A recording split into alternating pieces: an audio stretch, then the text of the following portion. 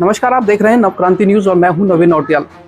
इस वक्त मैं ऋषिकेश में नीति अग्रवाल के घर पर हूं, जिन्होंने अभी यूपीएससी का एग्ज़ाम क्रैक किया है और देश में 383वीं रैंक इन्होंने हासिल की है। ये बड़ी गर्व की बात है आप सभी के लिए। हमारे लिए बधाइयाँ रुकनी नहीं चाहिए। कमेंट्स बॉक्स में आप भी बधाई देंगे।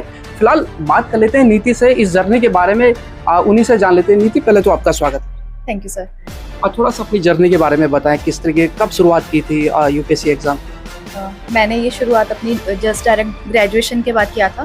मैंने बैचलर इन फिजियोथेरेपी किया है और उसके बाद मैंने इस जर्नी की स्टार्टिंग करी। और स्टार्टिंग के 2 अटैम्प्ट से मेरा प्रीलिम्स नहीं हुआ। उसके बाद फिर मैंने एक बार इंटरव्यू दिया जिसमें मेरा फाइनल रिजल्ट में 1 मार्क्स से रह गया था और अब इस अटैम्प्ट में मेरे को सफलता हासिल हुई। तो ये उन लोगों के लिए भी एक सीख है जो थक हार जाते हैं। 1 नंबर से रहने के बावजूद भी हारी नहीं, थकी नहीं और फिर से अपने मिशन पर जुट गई। और आज इसका जो उनको फल भी मिला है कि देश में 383वीं रैंक उन्होंने हासिल की है, यूपीएससी का एग्ज़ाम क्रैक कर लिया। आपसे ये भी जानना चाहेंगे कि जो फ्रेशर हैं, जो बच्चे अब शुरुआत कर रहे हैं या फिर जो ऑलरेडी कर रहे हैं या करेंगे, उनके लिए आप थोड़ा सा उनको टिप्स दें। सबसे पहले तो यही कहूँगी मैं कि किसी भी एग्ज़ाम से डरिए मत। कोई भी एग्ज़ाम आपके हौसले से बड़ा नहीं होता है, तो खुद पर विश्वास रखिए। अगर आपने कोई सपना देखा है तो उस पर इतनी जल्दी गिव अप मत कीजिए, खुद को उस सपने के हिसाब से शेप कीजिए। उसके बाद ये कहूँगी कि हर एग्ज़ाम का एक अलग पैटर्न होता है, तो अच्छे से आप रिसर्च करके इस एग्ज़ाम या किसी भी एग्ज़ाम को दे रहे हैं तो अच्छे से उस एग्ज़ाम का पैटर्न समझिए, एक उसकी स्ट्रैटेजी बनाइए। और अगली बात ये कहूँगी कि टाइम मैनेजमेंट सबसे ज़्यादा ज़रूरी है किसी भी एग्जामिनेशन के लिए, तो टाइम को वैल्यू करना सीखिए। जो भी निर्धारित टाइम में आपने गोल सेट करे हैं उनको पूरा कीजिए। रोज़ के हिसाब से डेली आप एक गोल्स बनाइए, छोटे छोटे बनाइए चाहे, और उनको पूरा करके डेली विंस जब आप सेलिब्रेट करेंगे तभी आप किसी बड़े लक्ष्य को हासिल कर पाएंगे। अच्छा, कितने घंटे इसके लिए, मतलब एक मिनिमम या फिर मैक्सिमम रिक्वायर्ड है कि अगर आपको क्रैक करना है तो इतना तो आपको पढ़ना ही पड़ेगा?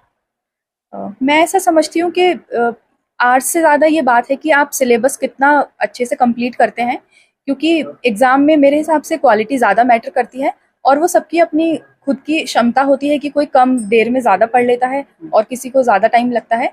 तो ये आपको अपना खुद एक देखना पड़ेगा कि आप कितनी देर में चीज़ें कवर कर पाते हैं, बट बशर्ते ये कि आपने सिलेबस अच्छे से कंप्लीट किया है। अच्छा नीति, आपने इससे पहले भी अटेम्प्ट दिए हैं, अब आपका सिलेक्शन हुआ है। ऐसी कौन सी स्टेज है इस दौरान यूपीएससी की जब आप सीढ़ी चढ़ते हैं जिसमें सबसे ज़्यादा आपको डर लगा? मैं ऐसा कहूँगी कि ये शायद सबका पर्सनल एक्सपीरियंस रहता है। कुछ लोगों को प्रीलिम्स में दिक्कत होती है, कुछ को मेंस में और कुछ को इंटरव्यू पर जो मेरा एक्सपीरियंस रहा है वो ये रहा है कि मैंने प्रीलिम्स काफ़ी बार फेल किया है, तो मेरे लिए प्रीलिम्स थोड़ा सा स्केरी रहा है। अब जब आपको इंटरव्यू में जब बुलाया गया तो जब आपने देखा कि आपका इंटरव्यू के लिए भी हो गया, तो उस दौरान कोई डर लगा शुरुआती दौर में कि क्या पूछा जाएगा? बिल्कुल, जब मैंने फर्स्ट टाइम इंटरव्यू दिया तब थोड़ा ज़्यादा डर था, पर शुक्र ये था कि काफ़ी सारे मॉक इंटरव्यूज़ दिए हुए थे तो उससे थोड़ा डर कम हो गया था। लेकिन हाँ, जो असल का इंटरव्यू होता है उसमें डर तो रहता ही है, लेकिन हमें बस खुद पर विश्वास बनाए रखना होता है। नीति, कई बार हमने तो फिल्मों में देखा है उसके बाद आप सिलेक्शन आपका हुआ है।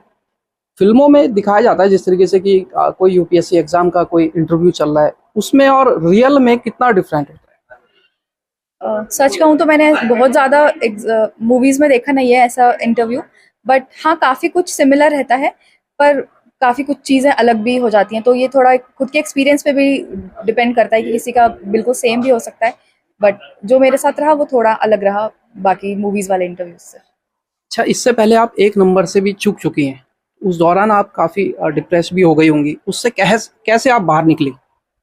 मैंने बस खुद को यही कह के सब्र किया कि शायद अभी मेरा टाइम आया नहीं है सर्विस में आने का, और दूसरा ये सोचा कि आगे बढ़ना शायद काफ़ी ज़्यादा मुश्किल है, लेकिन पीछे चलना तो बिल्कुल इम्पॉसिबल ही है। तो कोई बात नहीं, ज़्यादा मुश्किल काम करते हैं, थोड़ा सा वेट करते हैं, भगवान के इशारे को समझते हैं।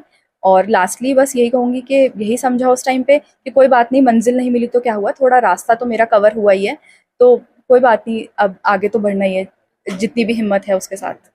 कामयाबी का श्रेय किसको देंगे आप? मेरे माता पिता, मेरी बहन, मेरा पूरा परिवार, मेरे फ्रेंड्स और भगवान, जिन्होंने मुझे हमेशा एक शक्ति दी कि हर स्टेप पर जब भी कोई दिक्कत आई हमेशा मन में एक आवाज़ आई कि अभी शायद पीछे मुड़ने का टाइम नहीं है, कुछ ना कुछ अच्छा ज़रूर होगा, बस हमें अपना कर्म करना है और बस आगे बढ़ते रहना है।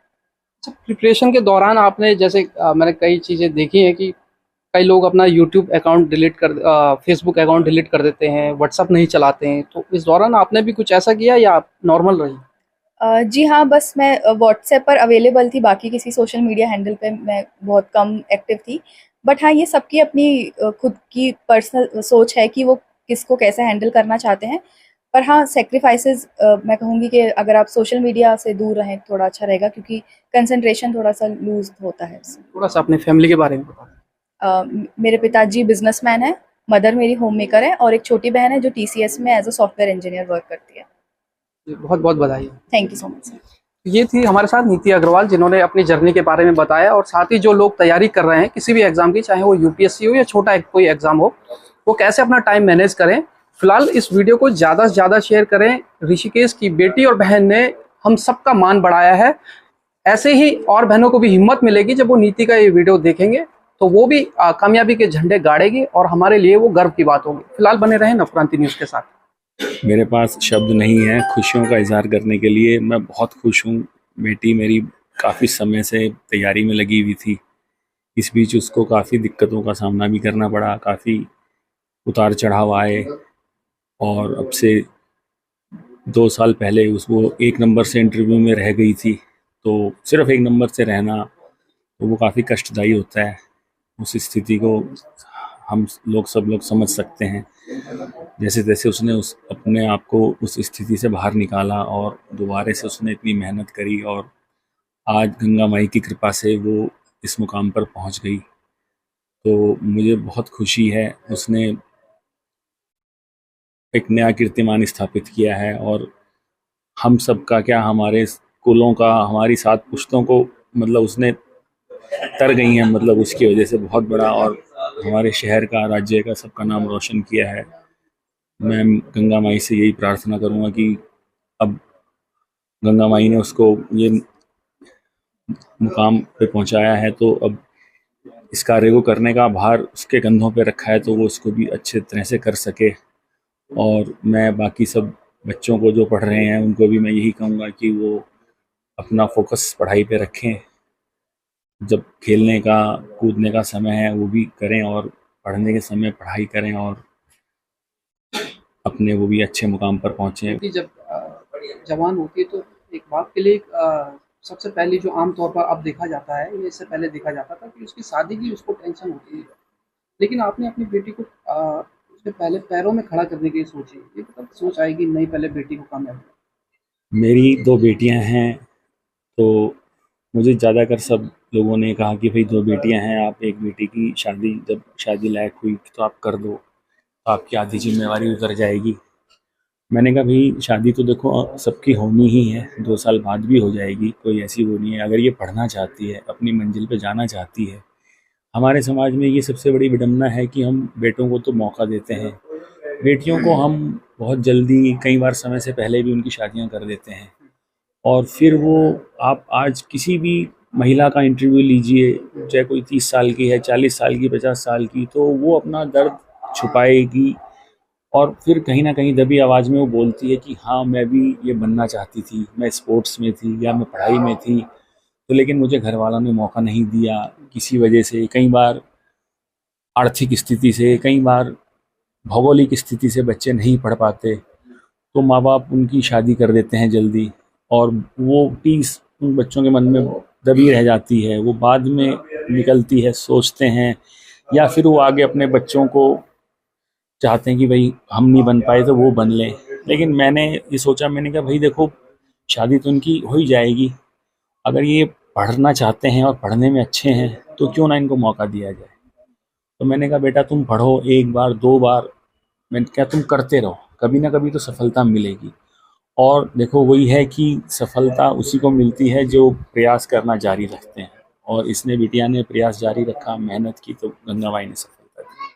बचपन से ही बहुत पढ़ाई में बहुत ब्रिलियंट थी रही है, और मेहनती रही है शुरू से, और अपने जो भी काम करती थी बहुत सीरियस होके करती थी। तो पढ़ाई में तो शुरू से ही 10th में भी टॉप किया है इसने अपने स्कूल में, और 12th में सिटी टॉपर रही है।